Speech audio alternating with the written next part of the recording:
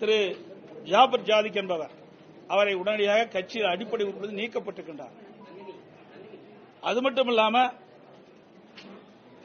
ஜாபர் ஜாதிக் அவர்கள் 26 வழக்குகள் அவர்கள் மீது பதியப்பட்டதாக தெரிய வருகிறது.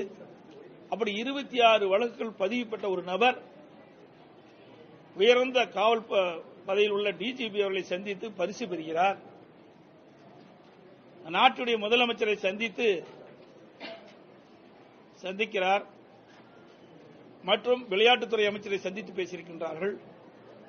அது மட்டுமல்ல, விளையாட்டுத்துறை அமைச்சருடைய மனைவி ஒரு விழாவிலே கலந்து கொண்டதாக செய்திகள். இப்படி உயர் காவல்துறை அதிகாரியிடத்திலும் நட்பு வைத்துக் கொண்டு முதலமைச்சர் குடும்பத்தோடு நெருங்கி பழகி இப்படி போதைப் பொருள் கடத்தல் ஈடுபட்டிருப்பது மிகுந்த வேதனையும் வருத்தத்தையும் அளிப்பது. இது கண்டிக்கத்தக்கது. ஒரு 26 வழக்குகள் உள்ள ஒரு நபரை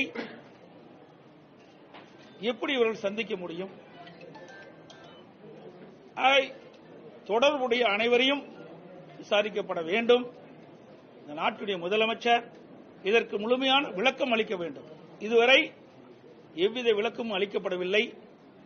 ஏதோ அவருடைய கட்சியுடைய அமைப்பு செயலாளரை விட்டு ஒரு சம்பிரதாயத்துக்கு ஒரு அறிக்கை வெளியிட்டிருக்கார். இது உயர் போலீஸ் அதிகாரிகள் சம்பந்தப்பட்ட விஷயம், முதலமைச்சர் குடும்ப சம்பந்தப்பட்ட விஷயமாக இருக்கின்ற காரணத்தினாலே நாட்டு மக்களுக்கு விளக்க வேண்டிய கடமை நாட்டுடைய முதலமைச்சரின் அடிப்படையில் தார்மீக நீதியாக அவர் இதை தெளிவுபடுத்த